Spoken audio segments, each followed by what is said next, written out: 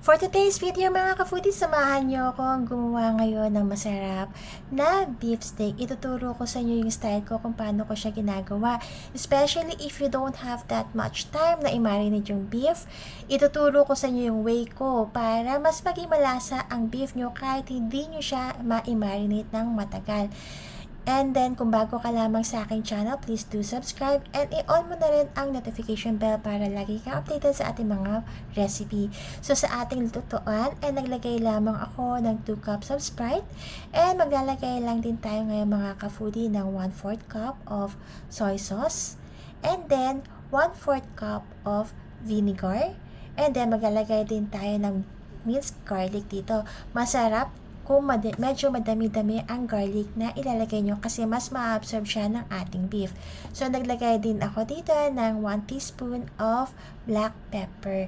And maglalagay din ako ng half teaspoon of salt. So, ganyan lang siya kadali mga ka-foodie. And then, maglalagay lang din dito tayo ng 5 tablespoon of calamansi juice or pwede rin kayong gumamit ng lemon juice. So, for this beef naman ay kinat ko lang siya ng medyo mas manipis para mas mabilis siyang maluto or mas mabilis ko siyang mapalambot. So, ganyan lang mga ka-foodie at ma-absorb na ng ating beef kahit hindi mo pa siya ma-marinate ng medyo matagal ang ating beef mga ka-foodie. Sobrang ma-absorb niya na ang mga seasoning or yung mga pampalasa na inilagay natin. So, hayaan lamang natin siyang kumulo ng ganyan. And at the same time, mga ka-foodie, kung mapapansin nyo, may mga namumuo sa ibabaw ng sabaw ng ating minarinate na beef. So, makikita nyo mga ka-foodie, ayan o, tinatanggal ko na. Yan po yung mga dugo ng ating beef. Kailangan nyo siyang tanggalin kasi malansa po siya. For me, mga ka-foodie, nalalansahan ako pag hindi siya natatanggal. So, ganyan lang din ang gawin nyo. Tanggalin nyo po yung mga nasa ibabaw na brown na iyan. So, gayahin nyo lang po yung ginagawa ko.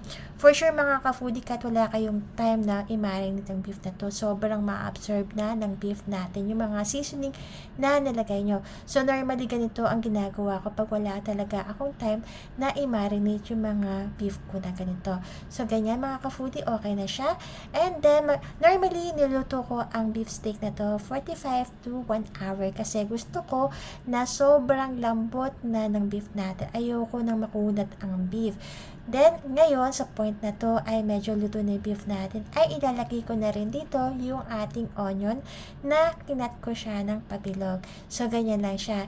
And then, medyo madami yung onion na nilagay ko kasi nag-a-add din siya ng flavor sa ating beef steak. And, medyo half-cook lang din ang onion natin. Ayoko siyang ma-overcook kasi medyo mas masarap ang onion pag medyo crunchy. So, haluin lang natin ng bahagya. So, at least 1 to 2 minutes ay pwede na natin siyang iserve or patayin na yung apoy ng ating lutuan.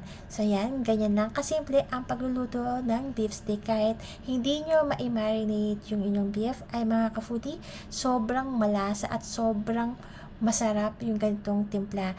So, yan. Ready to serve na ang ating beef steak. And please comment down below mga ka-foodie. I also want to know kung paano yung way nyo na pagluluto ng inyong version ng beef steak. So, ito na mga ka-foodie ang ating beef steak. So, kung gusto nyo ng medyo mas dry or walang sabaw yung beef steak nyo, patagalin nyo pa ang pagpapakulo sa inyong lutuan. So, ito na po ang ating beef steak. So, sana nagustuhan niyo yung ating recipe for today's video and then please do subscribe sa ating channel para updated ka sa mga recipe natin. Until next time, bye!